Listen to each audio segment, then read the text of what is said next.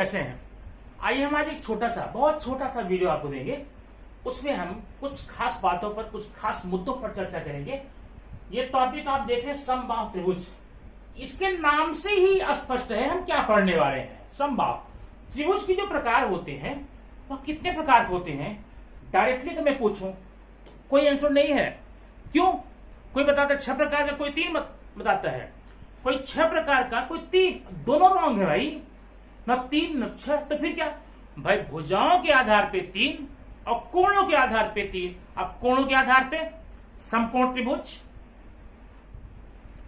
न्यून कोण त्रिभुज और अधिक कोण त्रिभुज, right angle triangle, acute angle triangle, obtuse angle triangle. ठीक। और भुजाओं के आधार पे जिस त्रिभुज में तीनों भुजाएं बराबर हो, सब माने समान, बाहु माने भुजा, तीनों भुजाएं बराबर हो, उसको हम बोलेंगे समबाहु त्रिभुज, इक्विलैटरल ट्रायंगल। ठीक है। और जिसकी 2 भुजाएं बराबर होंगी उसको समद्विबाहु त्रिभुज, आइसोसेलेस ट्रायंगल।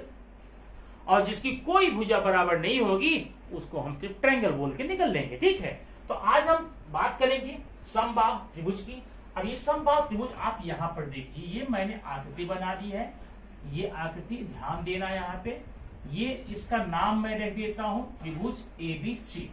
अब ये त्रिभुज ABC है, यह एक समबाहु त्रिभुज है, इक्विलैटरल ट्रायंगल है। इसका मतलब इसमें तीनों भुजाएं जो है इक्वल है, तीनों भुजाएं इसकी इक्वल है। याद रखना, समबाहु त्रिभुज की तीनों भुजाएं इक्वल है, माने भुजा AB बराबर BC बराबर AC।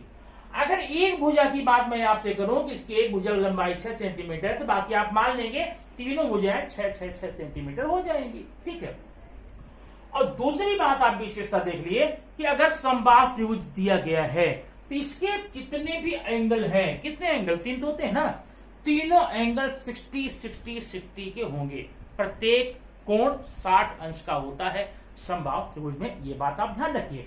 किसी समबाहु त्रिभुज में तीनों भुजाएं समान होती हैं और प्रत्येक कोण जो इसका है 60 का होता है, 60 अंश का होता है। 2 बातें आप याद रखिए।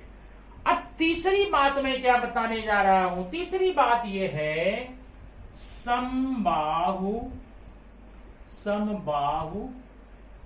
त्रिभुज की परिमिति। अब देखना, परिमिति का मतलब होता है तीनों भुजाओं का योगफल। समबाहु त्रिभुज की परिमिति, perimeter of the equilateral triangle. मैं थोड़ा नीचे लिखता हूं, समबाहु त्रिभुज की परिमिति है ना। ये देखिए, परिमिति मतलब पेरीमीटर, तीनों भुजाओं का योग। अगर ये विषमबाहु त्रिभुज होता तब तो भुजा धन भुजा, साइड प्लस साइड कहते हैं। या एक भुजा को A मानते, दूसरे को B मानते, तीसरे को C मानते, A plus B plus C कहते, अगर ये कोई विषमबाहु होता तो।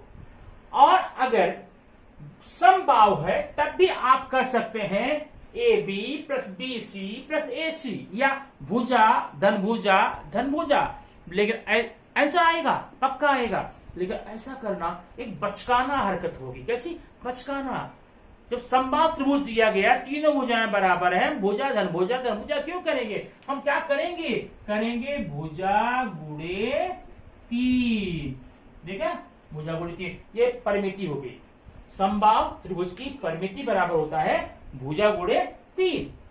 अब अगर आपको भुजा दी गई है, आप परिमिति निकाल सकते हैं। और मान परिमिति दी गई है तो भुजा बराबर होता है परिमिति बटे 3। ये मैं शॉर्ट में लिखा हूं, यहां पर लिखेंगे समबाहु त्रिभुज की भुजा बराबर समबाहु त्रिभुज की परिमिति बटे 3। इस प्रकार के क्वेश्चन आप लगा सकते हैं। अब तीसरी बात आइए, हम आपको बताते हैं कि भाई हम इसका क्षेत्रफल कैसे निकालेंगे। ध्यान देना यहाँ पर, क्षेत्रफल समबाहु त्रिभुज का क्षेत्रफल कितना होगा? अब इसमें 2 बातें हो सकती हैं। ये तो बेस है, आपका आधार है।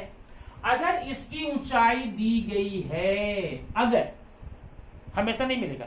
अगर ऊंचाई दी गई है तब तो लिखेंगे 1/2 इंटू बेस इंटू हाइट, माने 1/2 गुणे आधार गुणे ऊंचाई, जो पहले का नियम है उससे आप लगा लेंगे अगर आधार के साथ में ऊंचाई आपको मालूम है तो, ठीक है।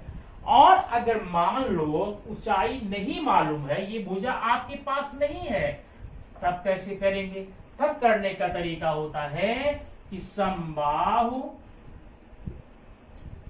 त्रिभुज का क्षेत्रफल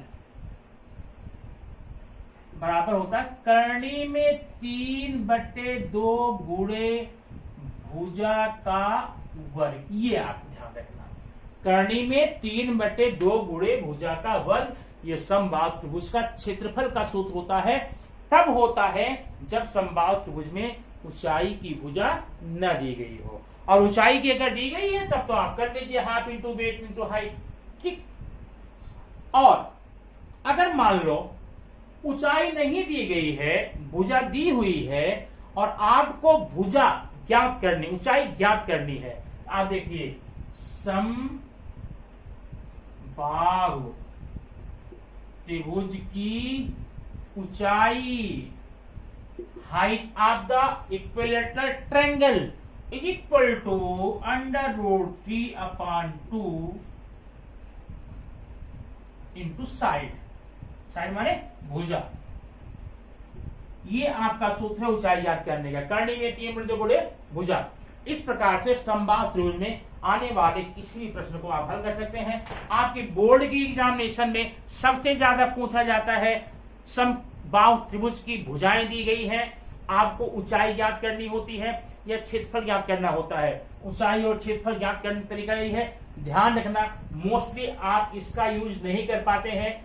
जब भी क्षेत्रफल पूछा जाएगा हाइट आपको नहीं दी जाएगी, हाइट आपको नहीं दी जाएगी, आपको सीधा क्षेत्रफल निकालना होगा। इससे अगर हाइट निकालना चाहते हैं, इससे आप निकाल सकते हैं, तो पागलपन की बात हो जाएगी भाई। क्या आप इस छोटा सा सूत्र नहीं लगा करके ये आप पहले हाइट निकालेंगे तब जाकर इसका क्षेत्रफल निकालेंगे? ये कहाँ की बुद्धिमानी है? ये बुद्धिमानी नहीं है, याद रखना। इस प्रकार से आप समबाहु त्रिभुज संबंधी ढेर सारी बातें कर सकते हैं। कोई दिक्कत हो, कोई प्रॉब्लम हो, कमेंट बॉक्स में आप जाकर जरूर बताइए। और हाँ, एक बात आपसे बताऊं, बड़ी गंभीर बात है। गंभीर बात यह है कि आप लोग वीडियो देख रहे हैं, आपको समझ में आ रहा नहीं आ रहा है, कमेंट बॉक्स में जाकर के आप इससे संबंध बात कीजिए कि आपको ये बातें समझ में आई कि नहीं आई। अगर आप 6वीं 7वीं 8वीं 9वीं 10वीं में हैं तब तो आपके उपयोग की है। अगर आपकी उम्र ज्यादा है तो आपके बच्चों के लिए उपयोगी है। अगर और थोड़ा कम है, आपके छोटे भाई या बहन के लिए उपयोगी है। हर हाल में परिवार के हर सदस्य के लिए ये जरूरी है, ये किसी एक का नहीं है। बड़े हैं तो बच्चों को दीजिए लेकर के, अब बच्चे हैं तो कुछ पढ़िए, ठीक है। मैंने हर हाल में हर किसी को इसको देखना चाहिए और इससे बहुत लाभ मिलता है, बहुत मतलब बहुत मिलता है। हर हाल में हर जगह पर आपको हेल्प करेगा। Thank you very much.